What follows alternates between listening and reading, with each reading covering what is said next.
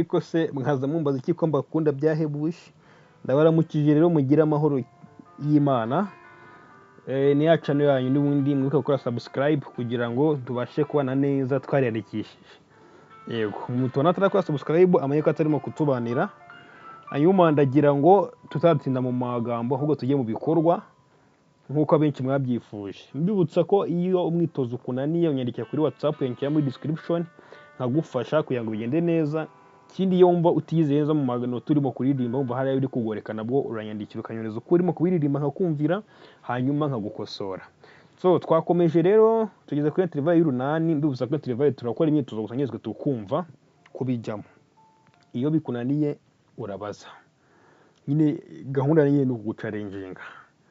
Hanyuma 118 ntaratangira. Niba uzi ko utari wareba video zabanje ibwiriza usubire inyuma ugende wanzu uzirebe.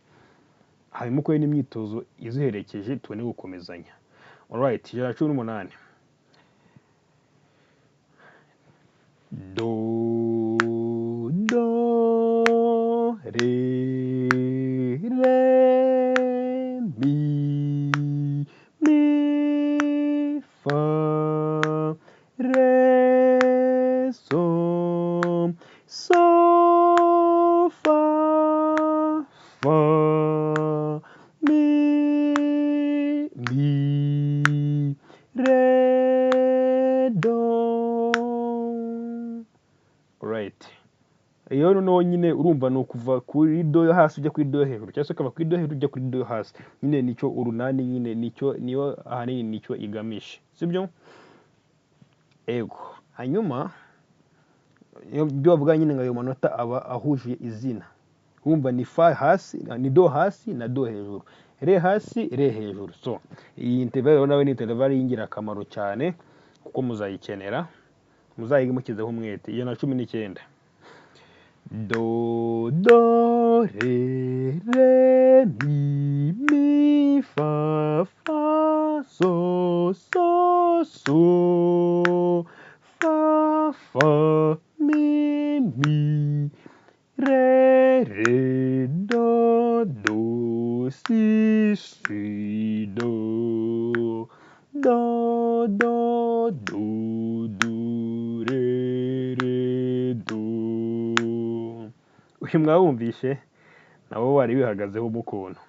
So kamba kuri 120 ndebe indima ndabema imyitozo nyine namwe mugerageze murebe. Do mi do so do re ra do si do mi so do re so do. Kambonye n'uyu nguyu wa 1 kugira ngo muzatangire kuri page ishyitse. So fa mi do re mi re do si do re mi fa so la si do re mi so re do. Alright. Ntabwo dutinda rero isigaye muri kuramo exercises. Wibuke kubanza gukora iyo nabakoreye kugira ngo muverifyinge ko ari byo nimba mwafashe mubone gukora iyi exercises kugira ngo biborohere. So kanze mbarebere homework. Ibi muri kuramo imyitozo yose ni imyitozo. Good. Alright. Yose ni imyitozo muzakora. So aka karimbo kugira ngo nyine kuri Intervalle y'urunani muzamakano karirimbo. Sibyo? Muzarwana nako nyine. Urumva kugwana nako ni ugufata no kurimba ya manota wamara kuyaririmba ugashyiramo ayo magambo wamara kuyashyiramo ubundi nyine ugahita ukanyuza kuri WhatsApp.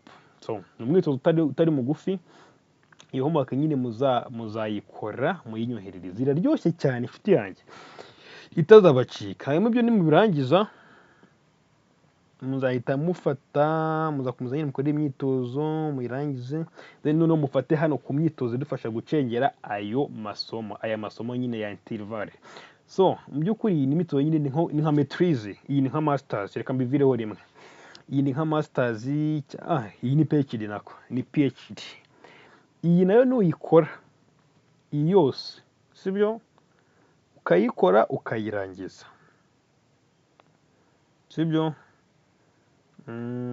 aka karimbo koroshye ntabwo nakabahamo exercise kaba mwaba munyibye. Nuyikora ukayirangiza yose uzaba uri umu expert mu byo gusoma amanota ya muzika. Ni ukuvuga ngo tuzongera guhura byo kwigisha umutwe wa 4 urufunguzo rwa fa. Mwumva muzika twayikandagiranye twayijyanye. Urufunguzo rwa fa nibwo nabwiye rukora ku maporute arimo base na tenor. Yego nzabereka ahantu ruba ruri. Hanyuma rero tudatinze mukora imyitozo, uzagira ikibazo azambaze. Ubwo tuzongera guhura nyuma yaho twiga uru rufunguzo rwa fa. Ariko mbere yuko njye ku rufunguzo rwa fa, amaso muri comments kugira ngo mbategurire video y'imyitozo yananiranye, sibyo? So muzakomantinge mwisanzuye kugira ngo mutazacikanwa cyangwa se ugasanga mu disappointed, like nyine ntaho nshaka ko hagira umuntu uza hano ku rufunguzo rwa fa atarabanje kwiga ibi byose byabanje ngo abyumve neza, kuko waba urimo kotsa ifu, waba urimo kuruhira ubusa. Tuzangiraho muzika twayijyanye, ntimukine, twayijyanye mu minsi mike tuze kuba tumaze kuyigeza ku musozo. Bye bye rero, ndabakunda, mbifuza amahoro y'Imana. Abo bwakeye mwirirwe neza, nabo bwije murare neza bitewe n'igihugu murimo. Ciao ciao.